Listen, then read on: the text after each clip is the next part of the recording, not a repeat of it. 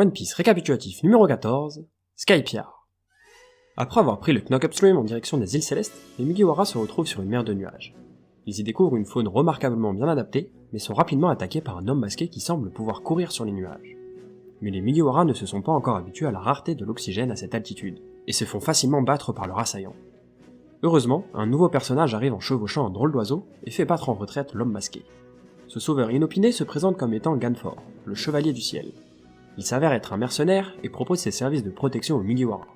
Pour cela, il leur donne un sifflet qu'ils pourront utiliser pour l'appeler en cas d'urgence. Il repart ainsi sur le dos de sa monture Pierre, un oiseau qui a mangé le Zoan du cheval.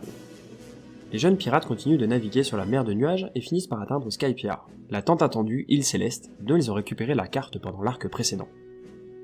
Ils accostent ainsi sur une plage de nuages et s'extasient devant cet environnement atypique.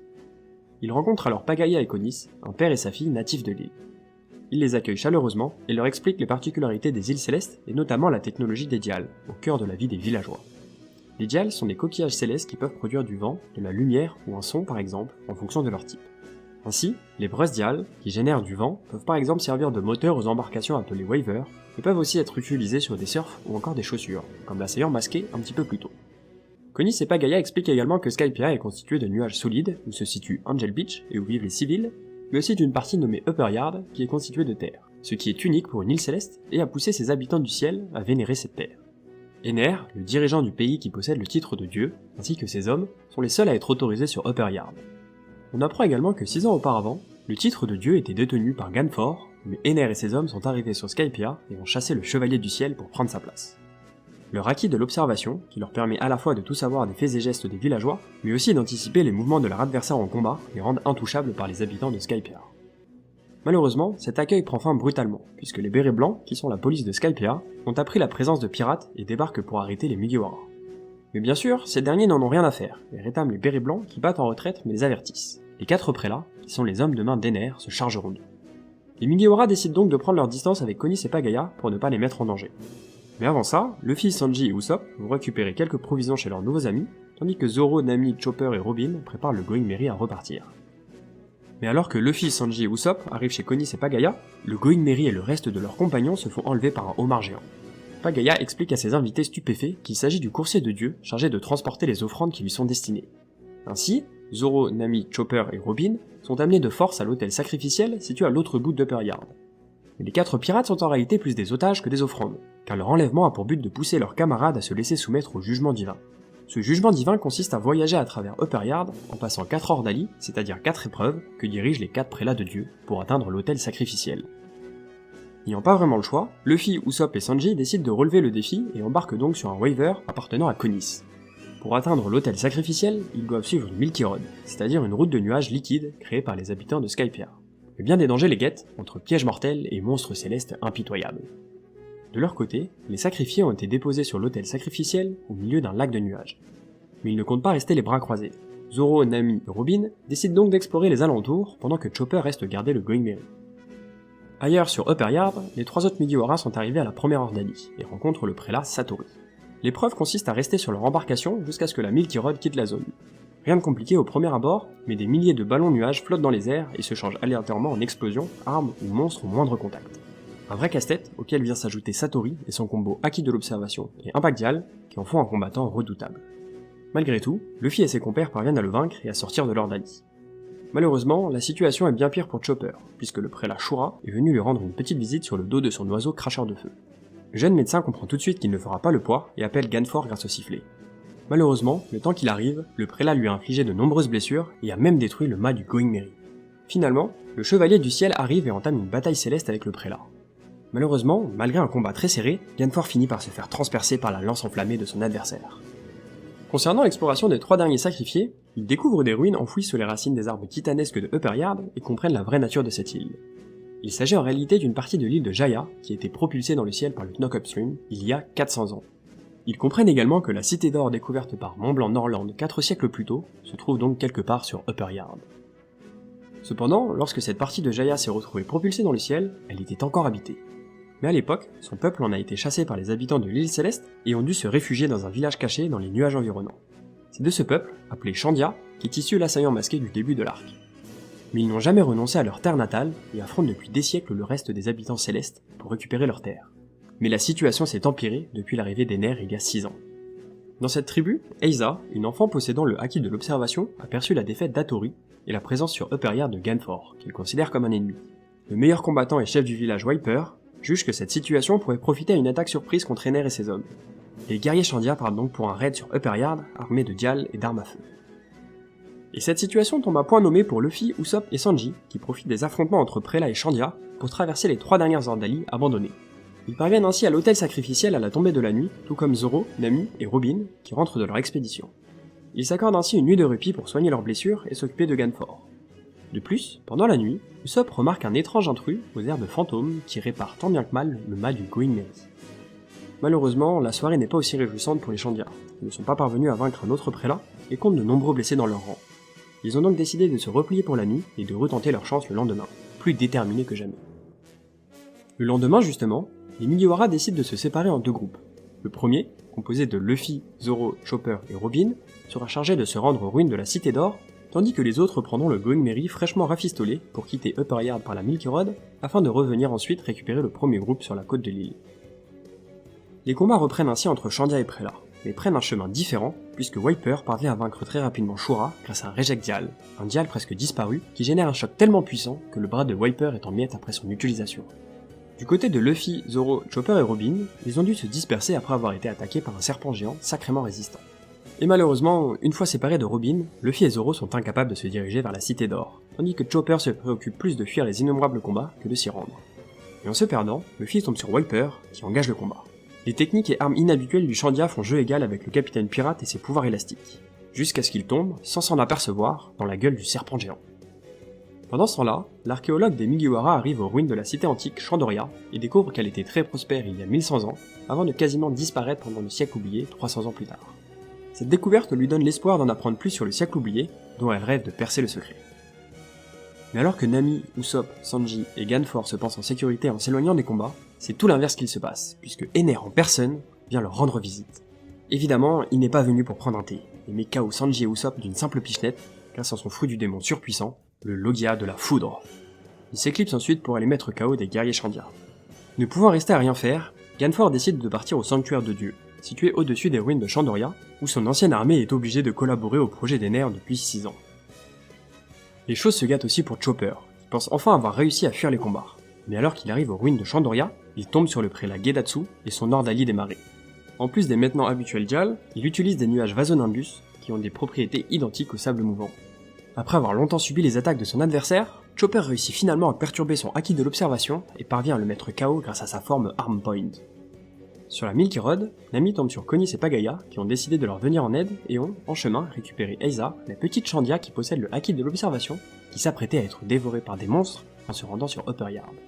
Mais la petite fille ne compte pas pour autant laisser ses amis se faire écraser par Ener, et plonge dans la Milky Road pour continuer seule sa route sur Upperyard. Bien sûr, Nami la récupère sur son Waver, mais le serpent géant apparaît au même moment. À l'intérieur, Luffy est persuadé d'être tombé dans une grotte, et, s'agaçant de ne pas trouver la sortie, décide de taper contre la paroi. Il ne parvient pas à passer au travers, et ses coups de poing ne laissent pas le serpent indifférent, qui s'agite dans tous les sens.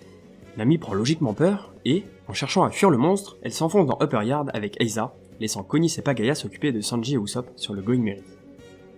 Chopper, finalement le premier à arriver au centre des ruines, tombe sur le dernier prélat Home, son chien Oli et l'Ordali du Fer. Déjà usé par son combat contre Gedatsu, il ne fait pas long feu et doit son salut à l'arrivée de Ganfor et Wiper. En effet, le Chevalier du Ciel s'était envolé pour le domaine d'Ener, situé en haut du haricot géant qui pousse au milieu de Chandoria. Mais il y a découvert que toute son ancienne armée a été massacrée par Ener. Poursuivi par le serpent géant, Zoro arrive à son tour, tandis que Luffy continue de retourner le ventre du pauvre reptile. De son côté, Robin a compris que la cité antique est recouverte de nuages, et s'est donc mis à creuser les nuages pour parvenir au véritable cœur de Chandoria. En plus de trouver les ruines en parfait état, il découvre des inscriptions écrites dans la même langue que les poneglyphes.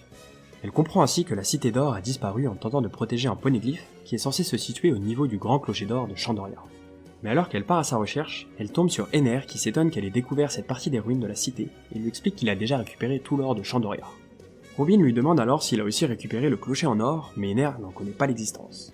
Robin en déduit qu'il n'a pas dû être envoyé dans le ciel, mais le dieu est persuadé du contraire. Un son de cloche magnifique a été entendu par les habitants célestes lorsque Upperyard est arrivé dans le ciel il y a 400 ans. Poursuivie par les hommes des nerfs et quelques Shandia voulant récupérer Eiza, Nami débarque malgré elle au milieu de la bataille qui prend une tournure de Battle Royale. Mais elle a à peine le temps de faire le point avec Zoro qu'elle se fait avaler par le serpent géant, tout comme Eiza et Ganfor qui tentaient de les sauver. Malgré tout, Zoro parvient à vaincre Home et son fouet de nuages après avoir subi de nombreuses attaques. Il ne lui reste alors que Wiper et le serpent géant à vaincre pour sauver ses amis. Mais un éclair géant venant d'Ener, encore avec Robin au cœur des ruines, les font tous tomber au pied du haricot géant. Cette chute permet à Nami et Ganfor de sortir du serpent géant, mais malheureusement, Luffy et Eiza restent coincés à l'intérieur. Dans le même temps, Konis et Pagaya sont arrivés au point de rendez-vous avec le Going Merry, mais tombent sur un membre de l'armée divine massacré par Ener. Il leur apprend la vérité sur la tragédie qui a eu lieu dans le sanctuaire de Dieu et leur demande de prévenir les habitants d'Angel Beach de fuir l'île. Malheureusement, le maître de Skypiea l'a entendu grâce à son acquis de l'observation et l'exécute d'un éclair avec Pagaya qui se trouvait à ses côtés. Konis décide alors de quitter le Going Merry en laissant Usopp et Sanji inconscients pour aller à Angel Beach et prévenir les habitants. Retour à Chandoria où les combattants les plus forts de chaque camp s'affrontent. Mais la surpuissance d'Ener pousse tous les autres à s'allier pour le vaincre. Ganfor demande alors des explications sur ses intentions et projets, et Ener explique qu'il a l'intention de détruire entièrement Skypiea dans les minutes qui suivent pour ensuite s'envoler vers sa terre promise, la Lune. Et à peine a-t-il fini ses explications qu'il envoie 20 millions de volts dans Ganfor, le mettant immédiatement hors d'état de nuire. Il en fait de même pour Robin qu'il juge calculatrice, mais aussi le serpent géant. Zoro, fou de rage, attaque Ener de toutes ses forces, mais malheureusement c'est sans effet sur lui, puisque les possesseurs de Logia sont intouchables par des adversaires qui n'utilisent ni le haki de l'armement, ni de granit marin. Le maître de la foudre réplique alors et envoie une décharge à Zoro.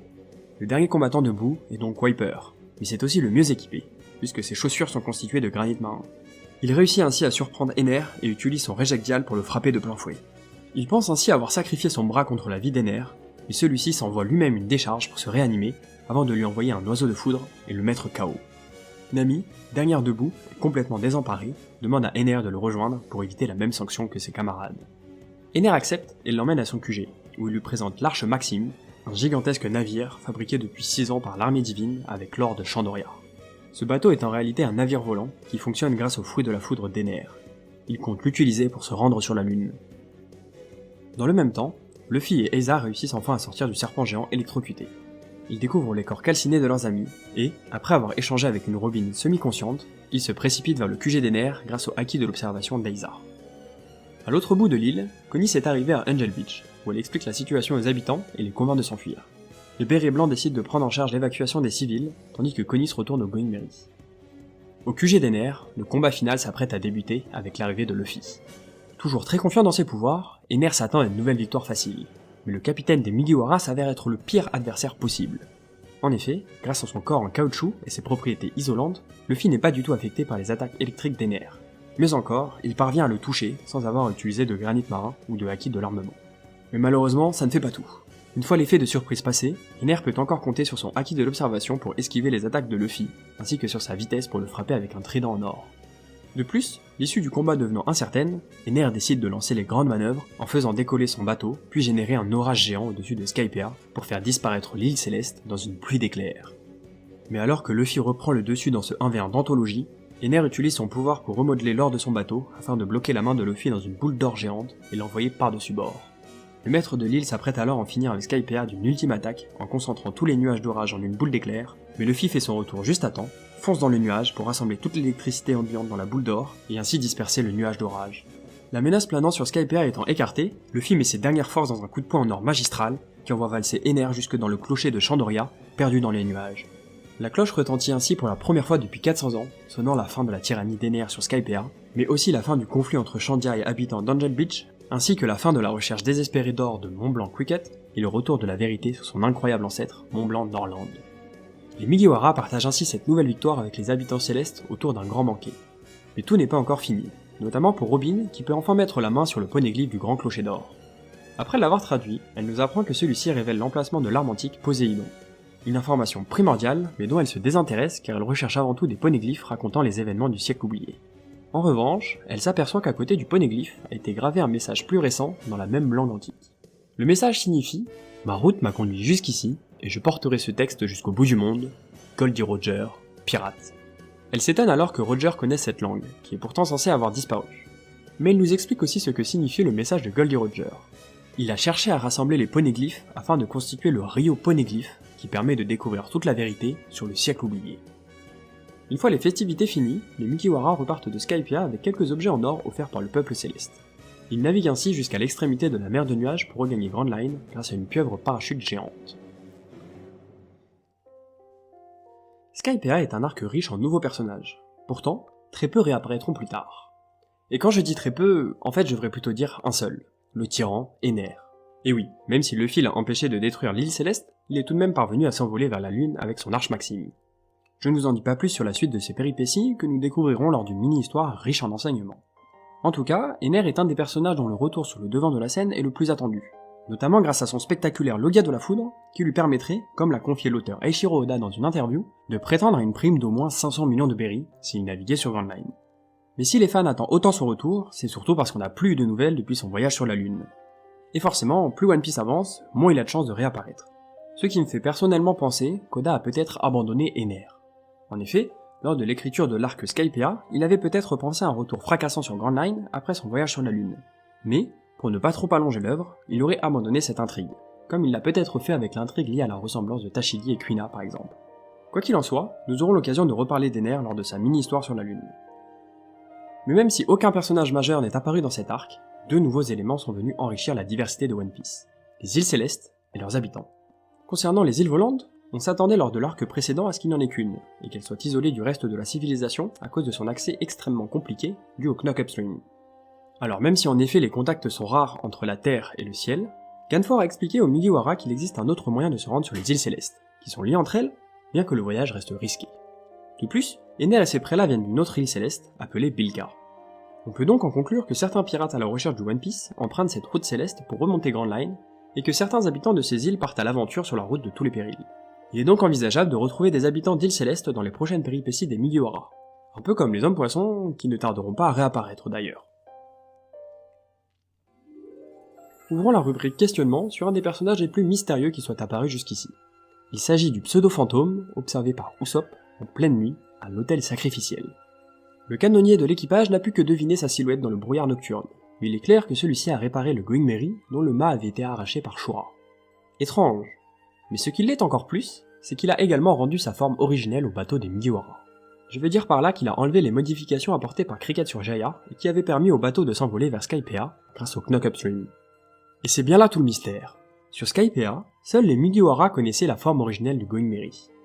Alors qui a pu réparer leur bateau de cette manière, et pourquoi? Impossible de le savoir pour le moment, mais pour une fois, il n'y a que 2 arcs à attendre avant de tout comprendre sur ce mystérieux bienfaiteur. Enfin, attardons-nous sur les découvertes de Robin à la fin de cet arc. Grâce au poneglyphe du clocher d'or, elle a appris la localisation de l'arme antique Poséidon, mais a gardé cette information pour elle. Difficile donc de supposer où elle se trouve. En fait, la découverte majeure de cet arc réside dans le message gravé à côté du poneglyphe, laissé par Goldie Roger. L'existence de ce message, écrit dans la même langue disparue que celle des poneglyphes, laisse à penser que Goldie Roger, ou un membre de son équipage, connaissait cette langue qui pourtant ne semblait connue que de Robin jusqu'ici. Quant au message en lui-même, ma route m'a conduit jusqu'ici, et je porterai ce texte jusqu'au bout du monde, il montre tout l'intérêt que Roger accordait au poneglyphe. Il n'était donc pas seulement à la recherche de ceux indiquant l'emplacement du One Piece, puisque, comme le dit Robin, regrouper tous ces textes permet de découvrir toute la vérité sur le siècle oublié. Mais alors, pourquoi Roger cherchait à découvrir la vérité sur le siècle oublié? Est-ce par simple curiosité? Par devoir archéologique comme Robin? Ou bien peut-être est-ce une condition supplémentaire pour obtenir le One Piece? Quoi qu'il en soit, cette découverte resserre encore un peu plus le lien entre le One Piece et le siècle oublié. En tout cas, c'est tout ce qu'on pouvait dire sur l'arc Skypiea. Mais bien des choses à attendent les Mugiwara à leur retour sur Grand Line, donc n'hésite pas à aller lire le manga, ou à regarder l'anime, ou à t'abonner et activer la cloche pour être notifié de la sortie du prochain One Recap, ou juste cliquer ici s'il est déjà disponible.